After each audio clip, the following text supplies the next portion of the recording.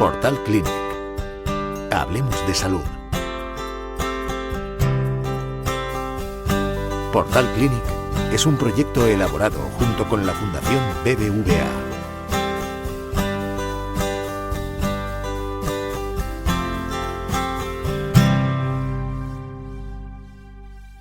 Buenas tardes a todos nuestros espectadores y gracias por asistir a este encuentro digital de Portal Clinic y la Fundación BBVA. Agradeceros también vuestra participación al hacernos llegar vuestras preguntas a través de las redes sociales y la web del hospital. Hoy vamos a conversar sobre demencia y para ello tenemos el placer de contar con la participación del doctor Albert Lladó, jefe de la unidad de Alzheimer y otros trastornos cognitivos, y Guadalupe Fernández, enfermera de la misma unidad, ambos del Hospital Clínic Barcelona. Muchas gracias a los dos por compartir este rato con nosotros.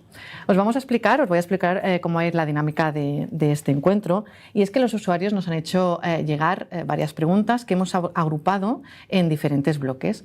Pero antes de dar paso a estas preguntas, me gustaría que nos aclararais o aclarar a nuestra audiencia a qué nos referimos cuando hablamos concretamente de demencia.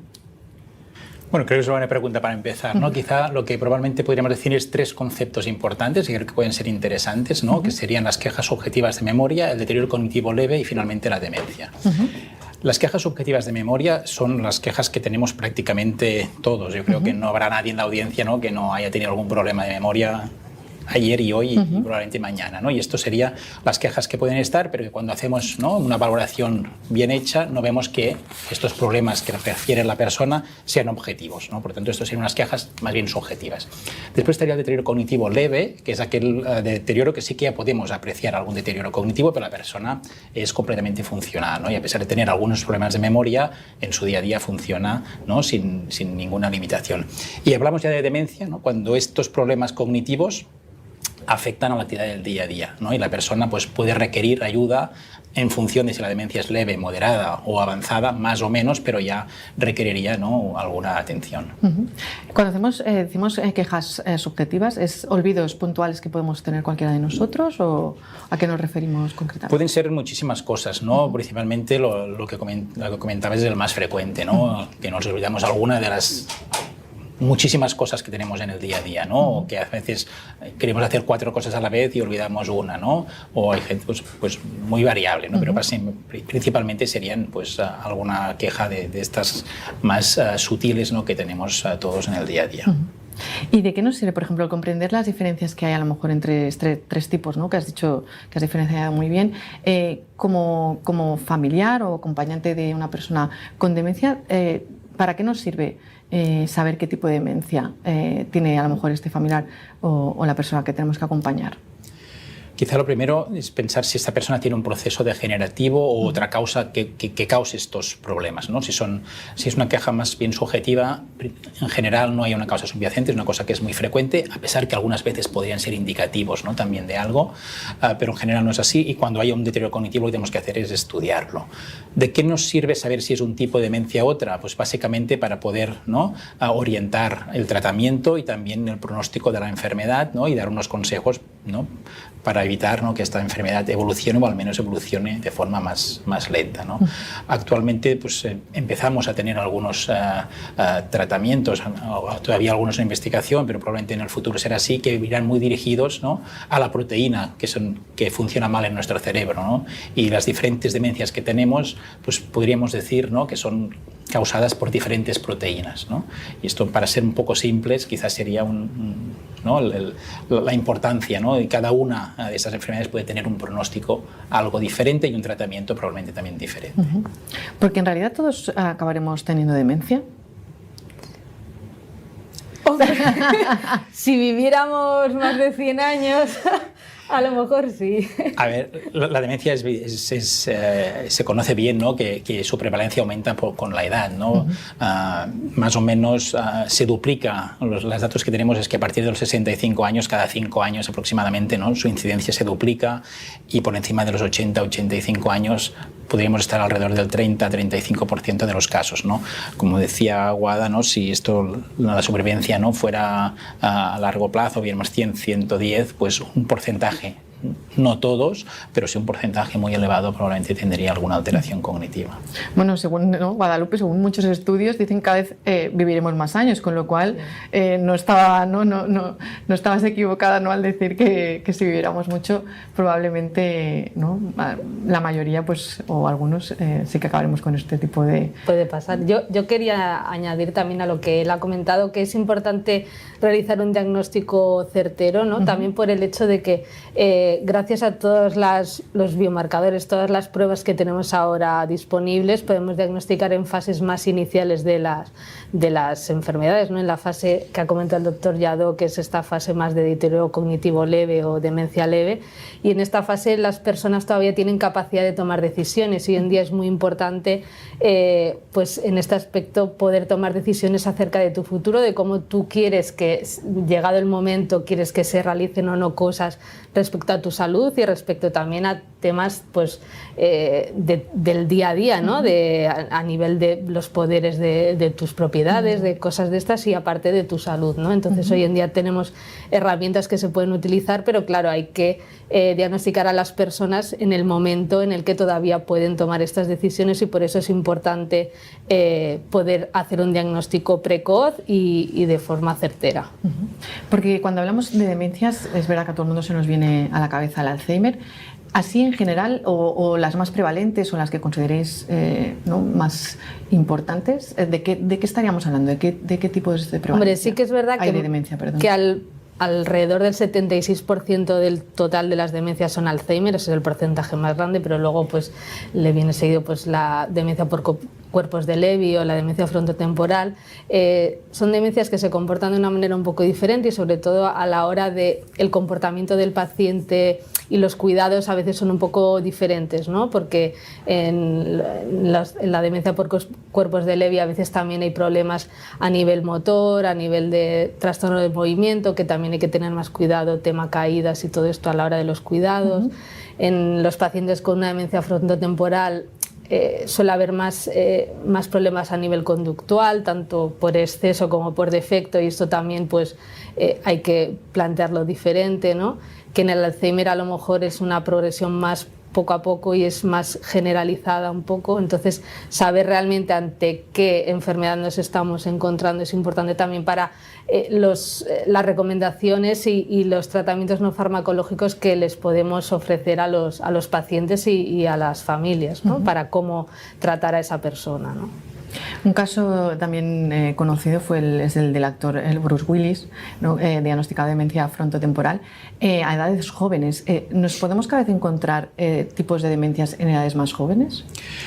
Sí, de hecho, relaciona un poco la pregunta de antes, ¿no? Por ejemplo, la demencia frontotemporal es característica, ¿no?, de un inicio antes de los 65 años. Prácticamente 2/3 de los pacientes con esta enfermedad empiezan, ¿no?, antes de esta edad. Y sí, la enfermedad de Alzheimer, a pesar que no es lo más frecuente, ¿no?, y aquí, por ejemplo, en el Hospital Clínico pues tenemos un especial interés, ¿no?, en todas las demencias de inicio, diríamos, joven, ¿no?, para nosotros jóvenes antes de los 65 años, ¿no?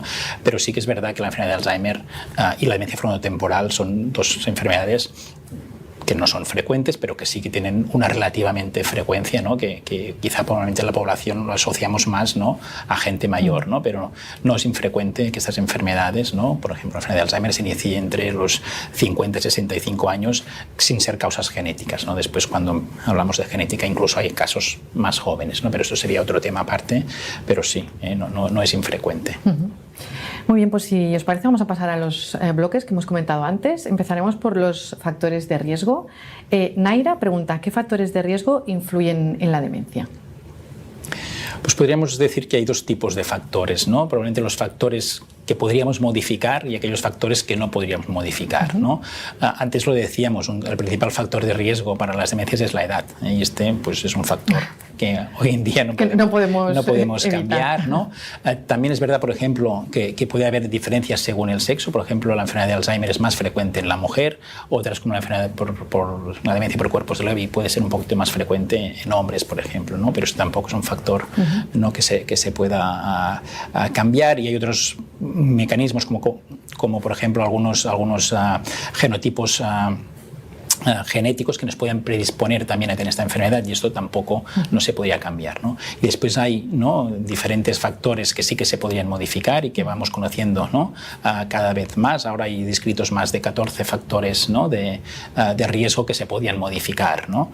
Por ejemplo, desde, ¿no?, la educación, ¿no? Sabemos que durante muchos años, ¿no?, parte de la población no tenía estudios, ¿no? Ahora esto ha ido cambiando, pero se ha visto que por ejemplo, ¿no?, ser analfabeto tenía más riesgo de desarrollar una demencia, y hay muchos otros, ¿no?, que podemos ir comentando con más detalles si hay alguna pregunta. Bueno, de estos 14, si pudiéramos destacar, más que nada porque son cosas que dependen o están en nuestra mano. Sí, mira, podríamos decir que, por ejemplo, la pérdida de audición, ¿no?, la pérdida de visión, la depresión, el consumo excesivo de alcohol, ¿no?, haber tenido traumatismos craneoencefálicos, la obesidad, la hipertensión, fumar, diabetes. La diabetes, ¿no? Todo eso sería el sedentarismo. Al final no llevar, o sea, al final es todo lo que engloba no llevar unos hábitos de vida saludables, ¿no? Entre otras cosas, ¿no? Y aparte de factores ambientales también, como la contaminación. La polución del aire, por ejemplo, también sería un factor, ¿no?, que se conoce hoy en día que puede, ¿no?, incrementar, ¿no?, el riesgo de... Entonces, claro, por lo que comentáis, son factores, ¿no?, lo que decís, ¿no?, fácilmente controlables. ¿Pero en qué sentido? O sea, me refiero... Bueno, fácilmente controlables... Claro, la alimentación, a lo mejor, ¿no? Sabemos que son cosas que, entre comillas, fácilmente controlables, pero al final te das cuenta que realmente la gente, aunque sabe, ¿no?, que tú tienes que comer sano, que tienes que hacer ejercicio, ¿no?, pero luego al final no lo acabas haciendo, ¿no? Pero sí que es verdad que son... Hombre, de estos 14 factores sí que hay cosas que a lo mejor no puedan depender tanto de ti como... pues quedarte sordo o quedarte ciego, visión, pero ¿no?, por ejemplo, pues tener niveles altos de colesterol, al final, a no ser que tengas un problema hereditario que te haga que te suban estos niveles y tú llevas una alimentación adecuada, esto no pasaría. Con la diabetes igual, con la tensión arterial igual, con la obesidad, pues si haces ejercicio y llevas una dieta adecuada, tampoco... No, hay muchos de estos 14 que son mucho más fáciles de conseguir, ¿no? Porque entiendo que si hacemos todo esto, el cerebro, ¿qué es lo que acaba entendiendo para no llegar a esta demencia? Probablemente no es que acaba entendiendo, sino que el cerebro se daña menos, ¿no? La mayoría de estos factores, ¿no?, pueden dañar, ¿no?, el cerebro por alteraciones vasculares o porque no se ha desarrollado, etcétera, ¿no? Pero probablemente van dañando, y esto hace, ¿no?, que junto con una enfermedad degenerativa o alguna otra lesión vascular, pues este cerebro no esté tan bien preparado para aguantar, ¿no?, lo que sería una enfermedad, ¿no? Se conoce que prácticamente esos factores, si se pudieran controlar muy bien, se podría reducir hasta un 45%, ¿no?, la incidencia de demencia, que es una cifra realmente muy considerable, ¿no? Yo lo primero que voy a hacer es imprimirme estos 14 factores y ir haciendo un check cada uno de ellos de lo que cada uno pueda controlar. Gemma pregunta, si mi madre tiene Alzheimer, ¿yo también lo tendré? La pregunta es que la respuesta probablemente es que podrías y no podrías, es decir, la enfermedad de Alzheimer genética es muy poco frecuente y es en edades muy jóvenes de la vida, con un patrón, ¿no?, que hay padres, hermanos, un patrón que diríamos de herencia autosómica dominante muy claro. Si no, probablemente lo que me decíamos antes, ¿no?, hay una predisposición genética, que a veces esto se puede heredar o no, pero sabemos, ¿no?, que, como decía antes, la prevalencia de la enfermedad de Alzheimer por encima de los 80 años es prácticamente de un 30%, ¿no?, o sea, que ya es una cosa muy prevalente en nuestra sociedad, y por lo tanto pues depende, ¿no?, lo que decíamos, probablemente esos factores, ¿no?, y otros serán muy diferentes los que puede tener, ¿no?, ella que ha tenido su madre, por ejemplo, ¿no?, y por lo tanto no le podemos decir que no ni tampoco que sí, ¿no?, es un poquito valorar a cada caso. Ahora pasaríamos al bloque de síntomas y diagnóstico. Paco dice, ¿qué señales tempranas indican que alguien puede estar desarrollando Alzheimer o demencia frontotemporal? Y si hay síntomas que diferencien, en este caso, supongo las dos preguntas, Alzheimer o demencia frontotemporal. Sí, mire, la enfermedad de Alzheimer, el primer síntoma más frecuente es la pérdida de memoria. Y la pérdida de memoria, que es lo más característico, es una pérdida de memoria de lo más reciente. Es decir, la persona que tiene esta enfermedad pues puede olvidar, ¿no?, lo que ha hecho esta mañana, una conversación que han tenido, ¿no?, con la familia o con un amigo el mismo día, ¿no? Y esta es la información que se pierde más, esta memoria a muy corto plazo, muy reciente o del día a día. Normalmente la memoria más antigua, esto pues se preserva mejor, ¿no? Y esto quizá es uno de los primeros síntomas, ¿no?, que nos tendrían que preocupar. Sin embargo, es una enfermedad que a veces se puede presentar, ¿no?, con otras sintomatologías que pueden ser pues una alteración del lenguaje, ¿no?, o una alteración a nivel de la conducta, un cambio de conducta de una persona que hace cosas que no estábamos acostumbrados a hacer. Clínicamente, a veces podemos diferenciar bien lo que sería una demencia frontotemporal, en el que pues, esto, habitualmente el trastorno del lenguaje puede ser más marcado, o el trastorno de conducta puede ser más marcado, pero muchas veces son enfermedades que pueden tener, ¿no?, símil, ¿no?, que se parece. Sí, un solapamiento clínico importante, ¿no? Y aquí un poquito pues, puede hacer el diagnóstico posterior con diferentes biomarcadores que ahora tenemos, ¿no?, para poder hacer un diagnóstico de esas enfermedades.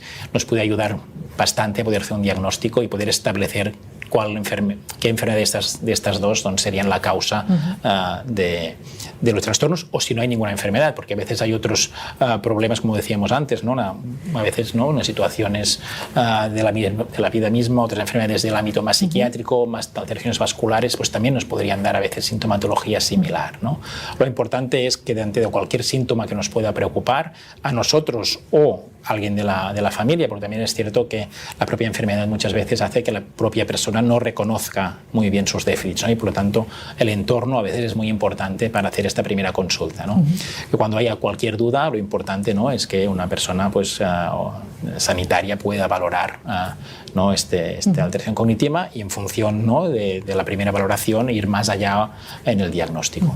A la pregunta de Paco añadiría también que yo no sé si es una reflexión personal, que cómo podemos diferenciar este tipo de enfermedades de lo que viene siendo el proceso de envejecimiento normal, ¿no? Bueno, esto era lo que comentaba antes el doctor Lladó, ¿no?, que están como las quejas subjetivas, que al final es un poco, a ver, todo el mundo, igual que yo les digo a los pacientes, igual que no corres como cuando tenías 20, pues a nivel de, ¿no?, de rapidez, de tal, pues tampoco es lo mismo, ¿no? Lo que pasa es que a lo mejor tenemos más asumido que con la edad los cambios físicos son más normales y entiendes más que a lo mejor te cueste más caminar o te duela más, pero no ves tan normal que a lo mejor no te acuerdes de tantas cosas como antes, ¿no? Pero todo eso, para saber realmente si es por una patología o es lo normal, pues para eso están las pruebas que hacemos dentro de la unidad, para poder limitar si realmente son quejas subjetivas, ¿no?, que era lo que decía el doctor, que luego tú haces unos test y ves que objetivamente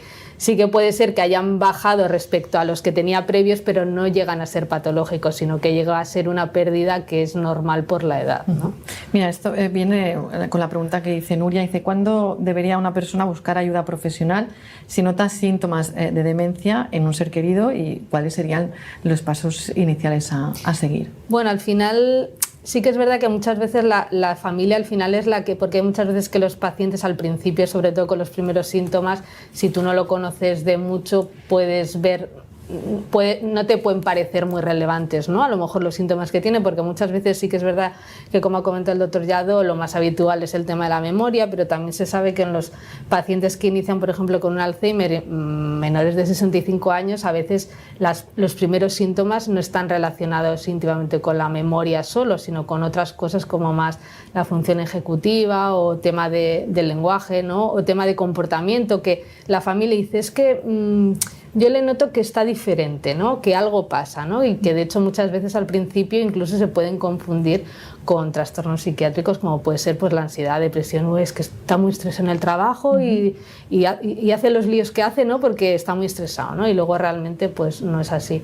Yo creo que en el momento en el que vean que realmente ellos notan que porque un día se te olvida una cosa no pasa nada, pero si es algo ya que es más continuo y sobre todo que ves cosas que tú, que conoces a esa persona, ves que no es la misma de antes, pues yo creo que está bien consultarlo. Yo creo que la respuesta sería: siempre que haya una preocupación, una duda, se tiene que consultar, y a partir de aquí se harán o no harán más pruebas en función también, ¿no?, de de lo que valore, ¿no? El médico o el profesional, ¿no? Pero siempre es bueno, ¿no? Sí, preguntar, no quedarte con preguntar, ¿no? O asesorarse ante un problema, ¿no? Que puede ser, ¿no?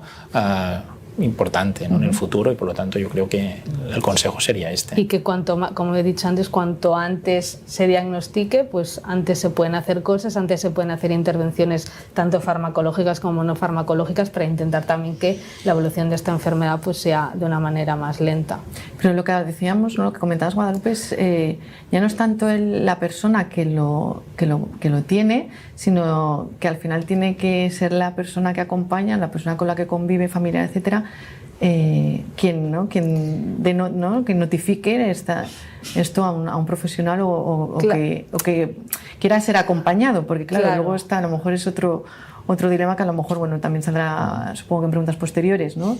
De que la persona reconozca o crea que hay algún motivo para acudir a un profesional. Claro, sí que es verdad que, como ha comentado el doctor Llado previamente, hay una cosa que la enfermedad propia a veces hace en mayor o menor grado, que es lo que se llama la anosognosia, que es la no percepción de la propia persona de que tiene un problema o de que tiene fallos, ¿no? Entonces, claro, depende del grado de anosognosia que tenga la persona, pues a veces es complejo, ¿no? Llevarlo a la consulta y tal, o que él mismo no se da cuenta de los fallos y son los de al lado, ¿no? Que son los que al final se acaban dando cuenta de que esa persona falla, ¿no? Depende también del carácter previo de cada uno, pues es más fácil o menos de manejar. María Dolores, pregunta, ¿hay un diagnóstico preciso para distinguir las demencias unas de otras? Sí, hoy en día tenemos bastantes pruebas, ¿no? Que llamamos biomarcadores, ¿no? Para poder hacer el diagnóstico biológico, es decir, para poder saber, ¿no? Lo que decíamos antes, qué proteína, ¿no? Está funcionando mal en nuestro cerebro. Especialmente para la enfermedad de Alzheimer ahora tenemos bastantes biomarcadores, ¿no? Hasta ahora podíamos hacer biomarcadores en el líquido cefalorraquídeo con una punción lumbar, que sería un poco como una epidural para entendernos, o algunas pruebas de medicina nuclear, pero desde hace unos meses ya se está instaurando también análisis a nivel sanguíneo, y eso también nos está facilitando mucho las cosas de poder hacer, ¿no? Un diagnóstico diferencial en diferentes demencias, porque a veces no es fácil a nivel clínico, como decía antes, a veces pueden ser cuadros muy similares, ¿no? Pero gracias a estas nuevas técnicas diagnósticas nos permiten diagnosticar bastante bien, ¿no? Entre diferentes enfermedades. ¿Y este análisis de sangre qué es lo que nos dice? Este análisis de sangre podemos determinar algunas proteínas, ¿no? Que sabemos que están muy correlacionadas con las proteínas que se depositan en nuestro cerebro, y vemos pues, que elevaciones a nivel sanguíneo pues, nos indican, ¿no? Que estas proteínas también están, estas o otras asociadas, están también en nuestro cerebro. Y hemos visto que tienen una muy buena capacidad, ¿no? Para poder determinar esto. De todas maneras, entiendo que se tendrá que hacer también la punción lumbar. No, bueno. ¿O solo con la analítica sanguínea? Ahora son los primeros, ¿no? Los primeros meses se están poniendo, ¿no? en marcha estas cosas, y a veces pues para, ¿no? acabar de comprobar todo, pues a veces, o si hay dudas, ¿no? Porque tampoco nos ayudan podríamos decir entre unos 4 cada 5 casos, 4 son bastante claros, y uno pues a lo mejor necesitaríamos hacer otras pruebas, ¿no? En general, ¿no? Pero también un poco en contexto, ¿no? de lo que presente la persona, ¿no? Pero nos van ayudando, todas esas pruebas, y la demencia temporal no tenemos, esta sí que no podemos hacer, ¿no? Todavía, ¿no? Un análisis de sangre, pero sí que en el otro podemos descartar una enfermedad de Alzheimer, y tenemos otras pruebas pues, a nivel de radiología o de medicina nuclear, o incluso una demencia temporal de algunos test genéticos que muchas veces sí que nos pueden dar también un diagnóstico bastante preciso. Chus pregunta, Marta, perdón, dice, me han hecho una punción lumbar, lo que comentaba, dice, y no es Alzheimer, sigo igual, ¿qué puedo tener? Pues cualquier otra cosa que no sea una enfermedad de Alzheimer, ¿no? Lo que tenemos, lo que estaba contando antes, ¿no? Tenemos biomarcadores muy buenos para la enfermedad de Alzheimer, y a veces es bueno, ¿no? Descartar esta enfermedad porque, como hemos dicho, es la más frecuente. Pero a partir de aquí puede ser, ¿no? Que tenga otra enfermedad degenerativa, o que sus síntomas cognitivos no tengan nada que ver con enfermedades degenerativas y pueden estar relacionados con otras patologías. Podemos decir demencia vascular, podemos decir algún cuadro más ansioso depresivo, otras enfermedades, otras causas vasculares de déficits de varias cosas, ¿no? Por lo tanto, lo que nos dan estos biomarcadores es, ¿no? La capacidad tanto de poder, ¿no? A establecer el diagnóstico de una enfermedad de Alzheimer como de excluirlo, ¿no? Que muchas veces nos puede ser de gran utilidad. Y a partir de aquí, pues supongo que sus médicos, en función de los síntomas que presente, pues harán otras pruebas para descartar, ¿no? Otros procesos degenerativos, curativos o descartarán esta vía y pensarán en otras etiologías, ¿no? Javier dice, ¿qué diferencia la demencia frontotemporal de otras demencias como la de Alzheimer y por qué es tan importante distinguir, bueno, como has comentado, entre estos tipos, la diferencia entre estos tipos de demencia? Básicamente la diferencia es que a nivel clínico, ¿no?, que hay mucho más trastorno de conducta, ¿no?, y mucha alteración también del lenguaje, que en la enfermedad de Alzheimer también puede haber trastornos de conductas y también puede haber trastornos del lenguaje, ¿no? Pero aquí probablemente, ¿no?, la principal característica es que hay un trastorno de conducta más marcado, en lo que diríamos que es la variante conductual de la demencia frontotemporal, y en las afasias, ¿no?, que también están relacionadas con las afasias progresivas primarias, también están relacionadas con la demencia frontotemporal, más lo que predomina es más el trastorno del lenguaje. ¿Afasias nos referimos cuando...? A trastornos del lenguaje. Vale. Y en función de esto, pues porque es importante, pues porque en función, ¿no?, para la demencia frontotemporal no hay ningún tratamiento, ¿no?, a nivel farmacológico específico para la enfermedad. A nivel de la enfermedad de Alzheimer tenemos algunos tratamientos sintomáticos, pero tenemos algunos tratamientos, ¿no?, y por lo tanto un poco a nivel tratamiento podría variar, ¿no? También podría variar a nivel del pronóstico, ¿no? Y bueno, pues varios aspectos, ¿no? También pues depende, ¿no?, del tipo de demencia. La demencia frontotemporal tiene más componente genético, la enfermedad de Alzheimer un poco menos. Hay diferentes aspectos clínicos que pueden ser relevantes, ¿no? Y especialmente serán relevantes cuando tengamos fármacos que vayan directamente contra estas proteínas, ¿no? Esto todavía cogerá un poquito más de relevancia. O sea, comparten síntomas, como si dijéramos, ¿no?, lo que en el Exacto. Alzheimer a lo mejor la memoria o el recuerdo es la parte más...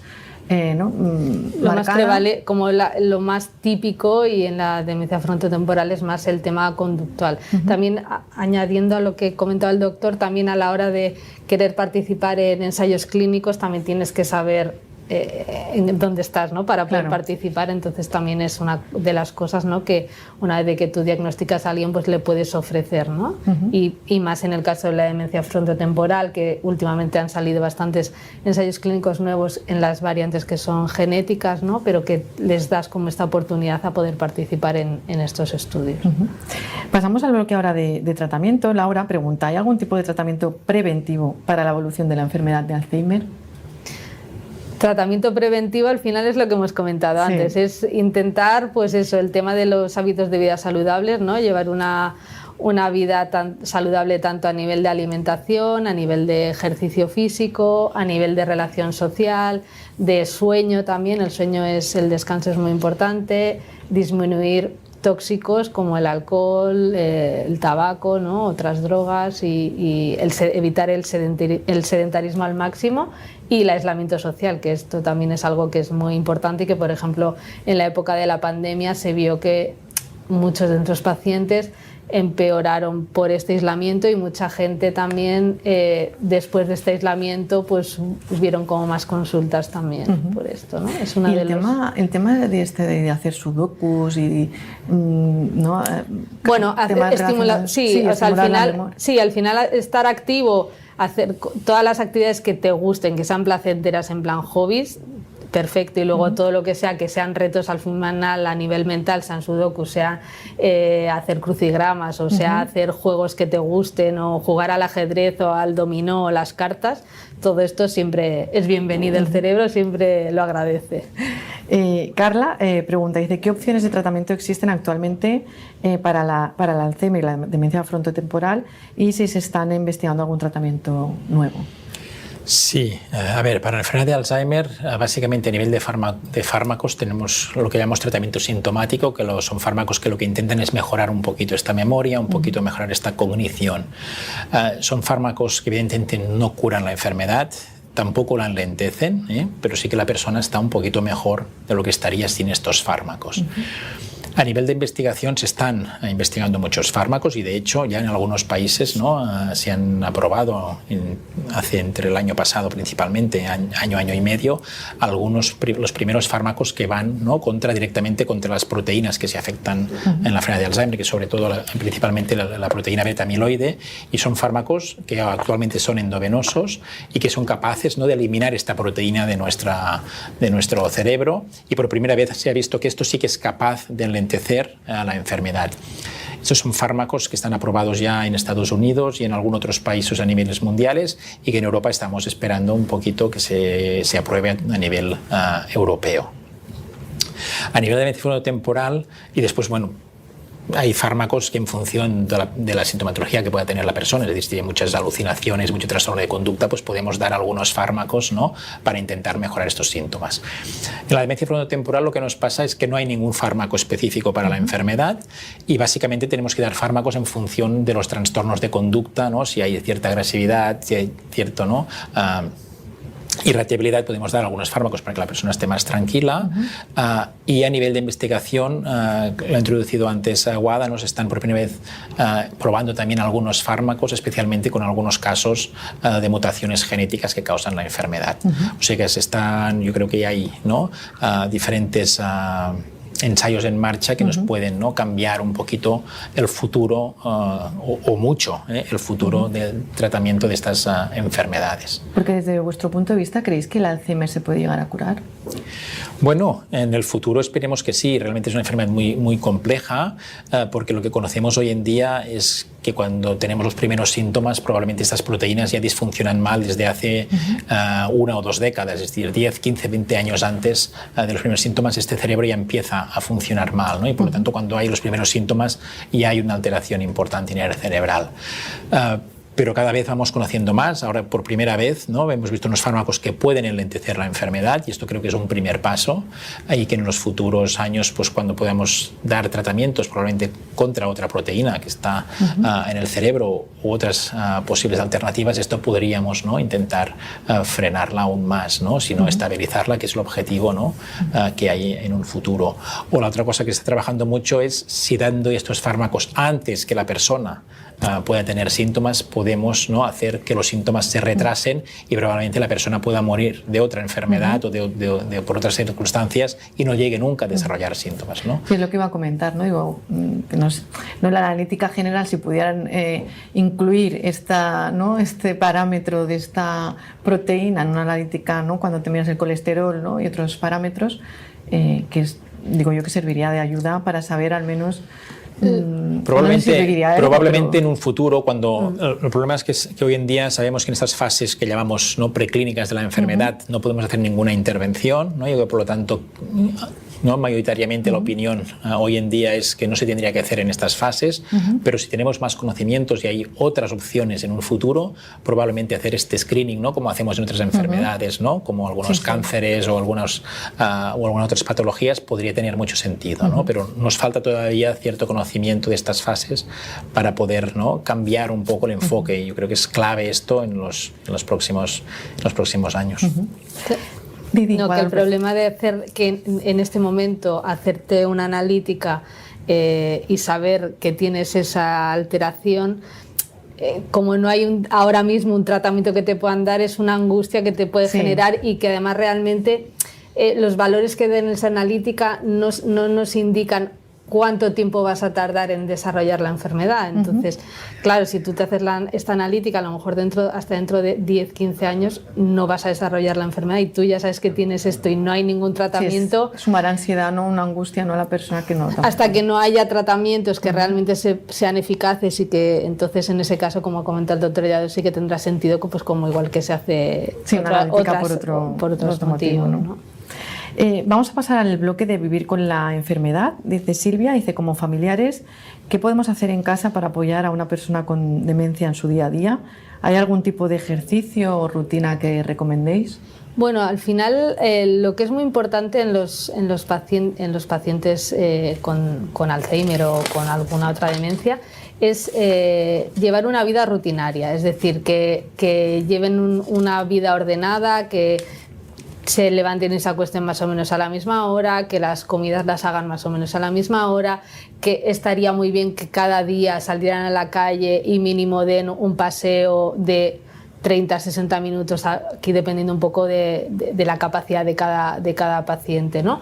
Y luego también aconsejamos mucho que puedan ir a un centro a hacer actividades de estimulación cognitiva con profesionales que, según los niveles de cada paciente, pues los ponen en unos grupos o otros, ¿no? También porque aparte de hacer la estimulación cognitiva, esto hace que también se relacionen con otras personas que tienen lo mismo que ellos. Tienen un sentimiento de pertenencia a grupo, que esto normalmente se pierde, ¿no? Al final final muchas veces las personas con Alzheimer, por ejemplo, que son con las que más trato yo, te dicen, es que claro, mi mujer o mi marido no me entiende, ¿no? Porque por mucho que tú quieras entender a alguien, no estás en su posición. Entonces, a la que están en un grupo en el que van allí a hacer actividades con otras personas que están igual que ellos, que si uno se confunde, el otro también, pero entre ellos se entienden, esto hace que a nivel de autoestima también mejore, y sí que se sabe que todas estas enfermedades, cuando uno tiene el estado de ánimo mejor, pues también al final en el día a día funcionas mejor, ¿no? Entonces, sobre todo es eso,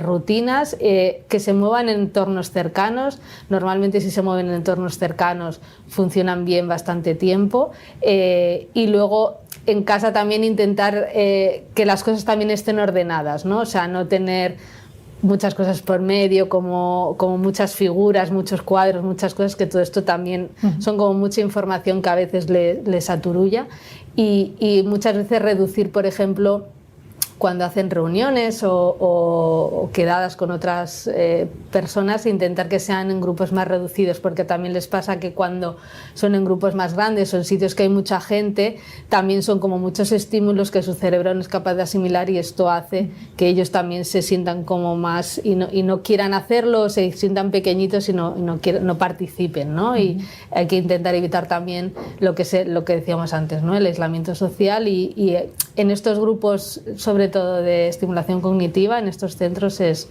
algo muy importante. Nosotros aquí en el hospital tenemos el Hospital de Enfermedades Neurodegenerativas, y tenemos muchos pacientes allí tanto de unas patologías como de otras. Guadalupe, dices, haces hincapié bastante en lo de la rutina, pero es verdad que los familiares a veces nos empeñamos en quererlo sacar, vámonos de vacaciones, vámonos. Esto creemos que les hacemos un bien, pero al final... Esto muchas veces yo siempre les digo, esto es lo que vosotros pensáis que a ellos les va bien, pero preguntarles a ellos realmente si quieren hacer esto, ¿no? Porque hay veces que a lo mejor hacer un viaje, a lo mejor eran una familia que viajaba mucho por diferentes sitios de Europa, ¿no? Por ejemplo, ¿no? Pues para a lo mejor ahora seguramente al paciente tener que ir al aeropuerto con toda la gente que hay en el aeropuerto, meterse en un avión, ir a otro país que habla en otro idioma, a un sitio nuevo, todo nuevo, porque será nuevo el sitio, nuevo el hotel, nuevo los restaurantes donde coman, nuevo la gente, todo. Entonces les tiene que apetecer mucho, ¿no? A lo mejor pues se puede hacer un viaje, pero a lo mejor más cerca, más controlado, ¿no? O sea, lo que sí que aconsejamos es que si al final quieren hacer un viaje, que siempre intenten no ir solamente el paciente con otra persona, sino que haya un apoyo, y por lo menos que haya otras 2 personas más, para que el manejo de las cosas que puedan pasar, ¿no? En este viaje, de la desorientación o que pueda suceder del paciente, que no solamente recaiga en una persona. Esto que dices, lo del apoyo, ¿no? Mira, va en relación con lo que pregunta José. Dice, ¿qué consejos darían a las personas que cuidan a alguien con demencia para evitar el agotamiento y cuidar también de su propia salud mental? Bueno, esto es complicado porque además normalmente el paciente siempre coge de referente normalmente a la persona que convive con él o ella, y si en el caso de que vivan solos, pues siempre suelen coger una persona como referente, pues un hijo, una hija o un amigo o alguien. Pero sí que hay que intentar un poco diversificar e intentar que el cuidado no solamente recaiga en una persona. Siempre va a haber una persona que sea como la principal, pero que también ciertas cosas que a lo mejor no son tan relevantes las puedan hacer otras personas del entorno, ¿no? Y luego también para lo que es el apoyo a las familias y a los cuidadores, ¿no? Pues existen las asociaciones de familiares que tienen grupos de ayuda mutua, que entonces eso va muy bien porque es lo mismo que te decía antes, ¿no? Al final te juntas allí con otras personas que están viviendo lo mismo que tú, que además muchas veces te pueden dar consejos de, mira, pues yo lo he hecho de esta manera, pues yo lo hago de esta otra, y también es una manera un poco de desahogarte. Y el Ayuntamiento de Barcelona, justamente en Barcelona, tiene un servicio que se llama Tarjeta Cuidadora, que también está dirigido únicamente a cuidadores, y entonces hacen cursos, tienen apoyo psicológico, tienen grupos de ayuda mutua, y creo que es un recurso que ofrece el Ayuntamiento que también está bastante bien y que nosotros recomendamos también. Miguel dice, tengo a mi padre de 90 años, dice que le han detectado demencia moderada, entre comillas pone, y que convive con mi madre de 93. No sabemos cómo actuar con él y la única solución es darle una pastilla para calmarlo por la noche. ¿Qué podemos hacer? ¿Darle la pastilla o...? Bueno, a ver, son varias cosas, es lo que te decía antes, es un poco a veces cambiar lo que son las rutinas, ¿no? O sea, lo que estaría muy bien, por ejemplo, es porque además estamos hablando de dos personas ya de una cierta edad, ¿no? Que ya de base ya cada uno ya tiene su carácter, ¿no? Y sus cosas, entonces... por ejemplo, ir a un centro, que el padre pudiera ir a un centro durante el día, a lo mejor durante unas horas, esto haría que también en el centro, lo que hablamos siempre, se relaciona con otras personas, está haciendo actividades y entonces el señor también está activo, con lo cual también a la hora de dormir por la noche seguramente será más fácil que se duerma si no está todo el día en casa. No tendrá tantos choques con la pareja porque va a estar a unas horas, ¿no? Que no está en casa, y yo creo que para ambas partes es algo positivo, tanto para el paciente como para la familiar, ¿no? Y luego, a pesar de ello, hay veces que aún haciendo estas cosas, ¿no? Estas, pues es necesario, ¿no? Pero bueno, siempre intentando, si se pueden hacer estas actividades, nosotros lo aconsejamos. Iríamos al último bloque, que es investigación. Marga pregunta, dice, ¿existen nuevos estudios o investigaciones recientes sobre la relación entre el estilo de vida y la prevención de la demencia? Sí, esto es lo que ha comentado el doctor Llado antes, que además justamente ha salido el artículo ahora en julio, ¿no? de este año, de los 14 estos factores de riesgo, y hay otros estudios, el estudio Finger, que también han hecho estudios en personas en las que han incidido, han hecho una intervención en temas como la alimentación, el ejercicio, ¿no? Y entonces han visto que los que pues al final lo mismo, ¿no? Que los que tienen unos hábitos de vida saludables y mejores, pues tienen menos problemas también a nivel vascular. Al final también todo lo que es bueno a nivel cardiovascular también es bueno al final para el cerebro, ¿no? Entonces sí que hay bastantes estudios al respecto. Bueno, pues muchas gracias a los dos por compartir este rato con nosotros y bueno, saber un poquito más de este no deseado compañero de viaje con el que nos tocado o que nos encontraremos en el camino. Muchas gracias. Muchas gracias a vosotros. También agradecer a nuestra audiencia que nos hayáis acompañado en este encuentro, así como por vuestra participación, y emplazaros al próximo encuentro digital de Portal Clinic y la Fundación BVA. Hasta entonces, cuidaros y mucha salud. Para más información podéis consultar la web clinicbarcelona.org/Portal Clinic. Portal Clinic es un proyecto elaborado junto con la Fundación BBVA.